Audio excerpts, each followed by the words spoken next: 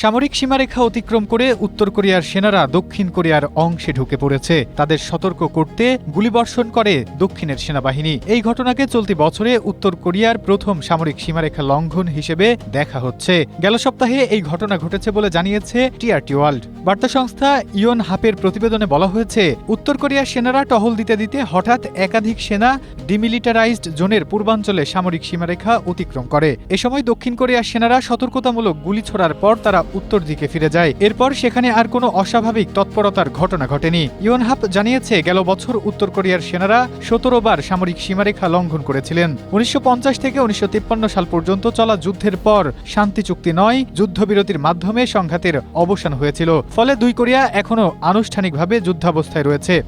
Strawberry super dotted ও classic variant sensation জাগুক শিহরণ। এই অবস্থায় দক্ষিণ কোরিয়ার প্রেসিডেন্ট লি জে মিয়ুং উত্তর কোরিয়ার সঙ্গে শান্তিপূর্ণ সহাবস্থান নিশ্চিত করতে আলোচনার আহ্বান জানিয়েছেন। শনিবার তিনি বলেন, সংঘাত ঠেকাতে সিউল প্রয়োজনীয় নিরাপত্তা ব্যবস্থা গ্রহণ করবে। পাশাপাশি কোরীয় উপদ্বীপে বিদ্যমান যুদ্ধবিরতি চুক্তির পরিবর্তে একটি শান্তি ব্যবস্থা প্রতিষ্ঠার প্রয়োজনীয়তার কথা উল্লেখ করেন তিনি। তবে কোরিয়ার এই আহ্বানে সাড়া দেয়নি উত্তর কোরিয়া।